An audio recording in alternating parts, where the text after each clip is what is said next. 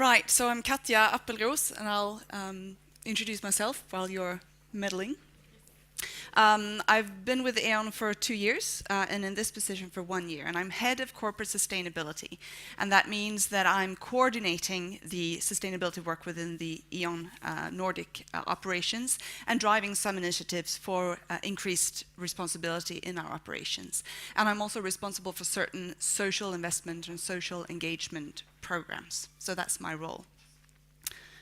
And just a brief introduction of E.ON. We produce, distribute, and sell power, heat, and gas.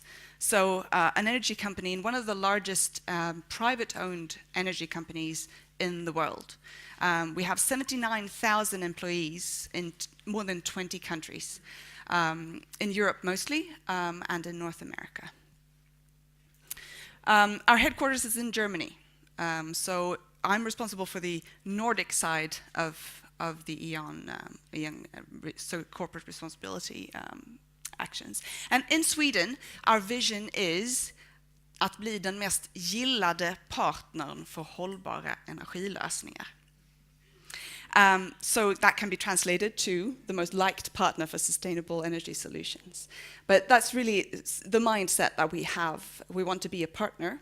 We want to make sure that we are a responsible partner, and we want to work for a more sustainable future.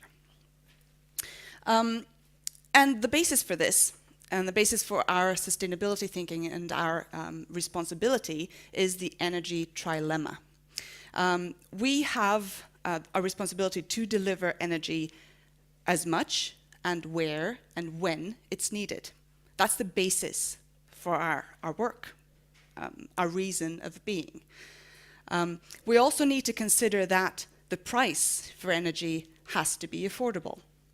We can't raise prices, and the energy bill is already a large portion of many households' monthly payments. Also for our energy, the industry in Sweden, we need to keep prices affordable, because if we raise energy prices to our steel, aluminium, paper industry, that will have consequences for them. So making sure we have the security of the supply and the affordability is really the two very important points for us.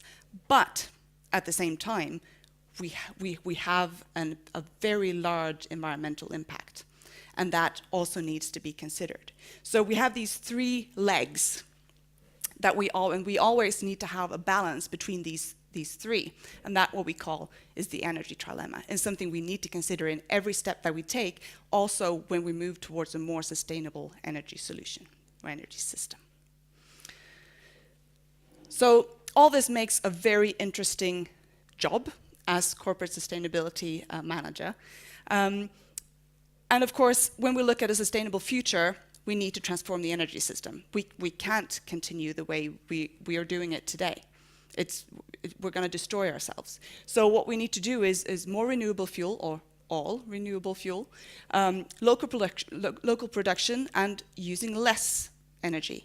So these three is really important to transform the energy system. And we still need to keep in mind the energy trilemma, the security of supply, and the price, as well as the environmental impact. So we want to drive this, and we work in several areas to make this happen. We, of course, look at our own production. How can we make it cleaner? We look at transport, mobility. How can we make that cleaner? We traditionally, we have had large power plants where the power has gone from the plant out to each house. Now, when we have local production, we'll have wind over here and sun over here, or no sun. And we need to move power from one place to another in a much more difficult way. So we need to develop the networks for them to be smarter in order for this to work. So that's something that we're working on as well. As well, of course, as building a better, planning cities better, as in Hyllie in Malmö. How can we close loops in terms of resource use and so on, to make it a more sustainable part of the city? And we also work in the homes. How can we create applications and give people tools to monitor, get control over their energy use and their cost, of course, and smart solutions for the homes. So we're in all of this. That's what we're trying to do. But we're never going to make it if we think about it just as technology. We need to change people's behavior as well. We can provide as much tools and smart technology as we like, but if nobody cares, if nobody's willing to make an effort, nothing's going to happen. We're not going to succeed in our vision. We're not going to have a transformed energy system. So how can we do this? We, of course, need to give people the understanding, the knowledge, the ability. And we do that by different activities. We've had the experiment, the Sweden's largest energy experiment for the last year, where we've seen that by giving people a device where they can see their electricity consumption real time, they actually lower their consumption by 10%, just by having that little thing there. So that's a solution that you can work with to get people more aware. We're, of course, helping people with tools for the phone, for the tablet, for the computer, to help people there. We work with schools to support schools and teachers in how to talk to kids about energy, with experiments, with fun activities to do. And we also work with other types of partners to spread this knowledge and understanding in Sweden. For example, through the Swedish Football Association, I guess is the translation, where we've created a fund together where football clubs can ask for money to make changes in their clubhouse and so on to lower the energy consumption, thereby, of course, freeing money for better activities for the kids and so on. So we are working on many of these areas to help the make people understand and know how. But if we then look at one of the biggest energy challenges that we have today, miljonprogrammen, it's not just enough to give them people the how and the when and the what. We also need to motivate people in a completely different way. And we also need to work with the property owners. Because if we look at the energy consumption at these houses, they're from the 60s and 70s. No renovations have been done in many areas for a long time. And the energy consumption is way higher than anywhere else. And of course, it's easy when we build new areas in the cities to make sure they get the latest high-tech solution. But in these areas, there really isn't a lot of money to invest. A lot of them, as you know, with high employment, low incomes, it's not a solution to renovate and raise rents. If we raise rents by 30-40%, which is needed, people are going to have to move somewhere else. And where are they going to go? We want to build the community. So this is a challenge where there's also potential. And how can we do that? And to us, wanting to be the most liked partner for sustainable energy solutions, of course, we want to help doing just that. And how can we do that?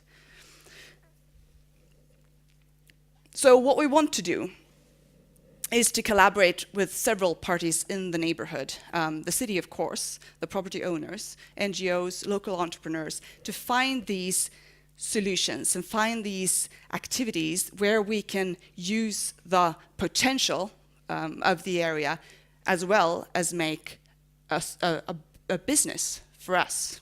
We want to sell energy solutions and want to help that transform the energy system. But we see that it's not going to work by just selling something. We need to work with the whole community, have a much more holistic approach to how that's done. So how can we motivate tenants?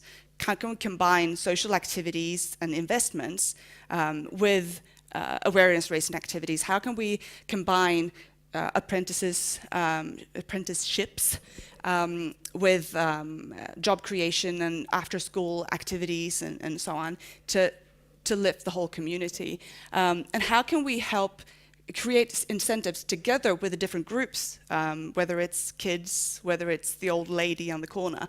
How can we reach everyone, regardless of age and language and interest, to build incentives together to help them want to do this change?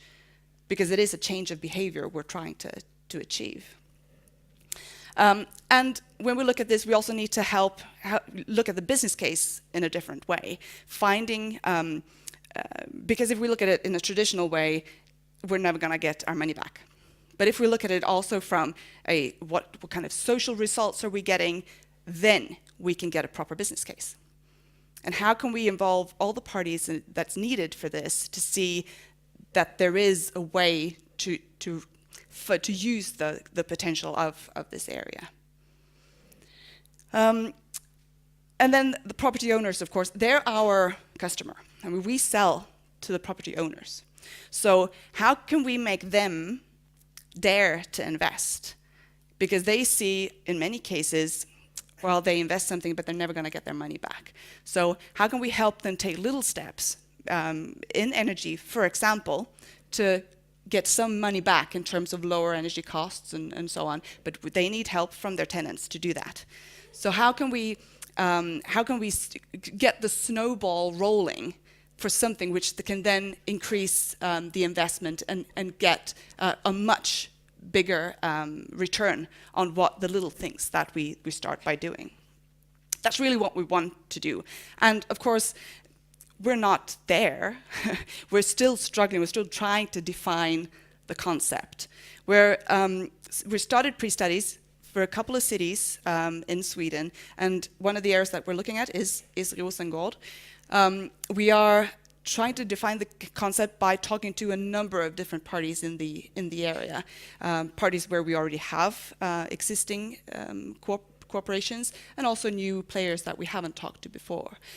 Creative workshops with groups that we haven't used before, trying to see things differently, trying to innovate, trying to come up with new ideas. And of course, working with just the basics in terms of very practical education materials and so on, and supporting the property owners. So we don't have a set concept. We're very open to ideas. Still, we're looking, trying to find a business for us, but also something that looks at business from a wider perspective. And also trying to make, because like somebody said before, Rosengård is a tremendous brand. I mean, if we can use that brand, that's also a business opportunity for us.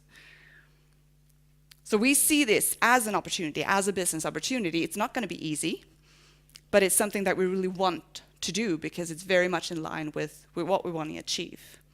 So our goal is sustainable cities, and we talk a lot about sustainable cities today, but it's mostly in terms of environment. So what we want is socially and environmentally sustainable cities. And that's basically all I have. Thank you so much. Thank you. I'm intrigued. If you could elaborate a little bit about, if we looked at this large-scale housing estate, and you said that energy efficiency here is very, very low. What's really in it business-like for you? Because if you just get improvements of the real estates in terms of insulation, and we get people's behavior change, they spend less energy. Yes. It might be that the conclusion is that is a very poor business for you. Yeah. Yes. So explain, why are you here in this? Yeah. Because I know you have a good reason, but elaborate, please. Yeah. So even if we look at this the experiment that we did, where 10,000 people got this little device and they lowered their energy consumption, I mean, why would we do that? Yes. Yes. And we've realized, I mean, for a sustainable future, we need to separate resource use and products that are based or very much coupled with resource use. Separate that from this big services. So we need to start making money on things that does not require natural resources. So we need to build our services concepts rather than just selling kilowatt hours. So Yeah. that's really what we're trying to do, changing our business Yes. into selling solutions and services rather than And just now I energy. would like to add one thing more and see if you protest.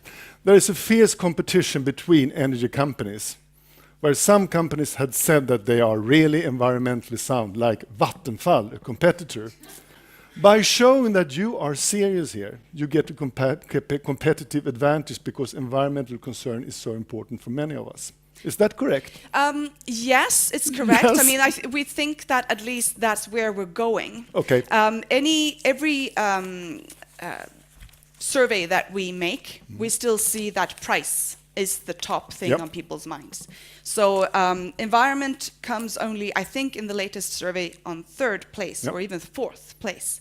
And that's actually when we ask them, when they actually, when it comes to action, it's actually even lower. Yep. So people in general, even if we might be different, all of us in this room, people in general are not prepared to pay more Nope. to get to save the I know. climate. But still, it's a very positive ring to saying that we have a green profile. So In terms of brand value, yeah, yes. Yes. Okay, thank you so much.